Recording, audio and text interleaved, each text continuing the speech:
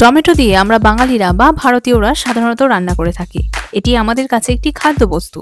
কিন্তু কেমন লাগবে যদি কেউ তোমাকে টমেটো ছুঁড়ে মারে? ভূমধ্যসাগর থেকে প্রায় 30 কিলোমিটার দূরে অবস্থিত পূর্ব স্পেনের ভ্যালেন্সিয়া প্রদেশের শহর বুনিওলে প্রতি বছর অগাস্টের শেষ সপ্তাহে অনুষ্ঠিত হয় একটি উৎসব যা লা টোমাটিনা নামে খ্যাত, যেখানে একজন আরেকজনকে টমেটো ছুঁড়ে মারে। বেশ মজার ব্যাপার না?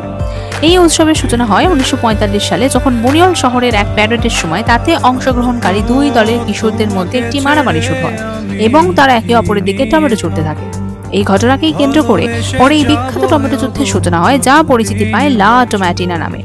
এই উৎসবে অংশগ্রহণের জন্য অংশগ্রহণকারীকে টিকিট কেটে উৎসবের জায়গায় উপস্থিত থাকতে হয় এবং মেনে চলতে হয় বেশ কয়েকটি নিয়ম। যেমন টমেটো ছোড়ার আগে সেটাকে পিষে নরম করে নিতে হবে যাতে কেউ আহত না হয়, অন্যের পোশাক ছেঁড়া যাবে না, সঙ্গে কোনো শক্ত জিনিস বা বোতল নিয়ে আসা যাবে না, ইত্যাদি ইত্যাদি। 1950-এর দশকের গোড়ার দিকে ফ্রান্সিসকো ফ্র্যাঙ্কো লা টোমাটিনা নিষিদ্ধ করেছিলেন, কারণ এই উৎসবের কোনো ধর্মীয় তাৎপর্য ছিল না।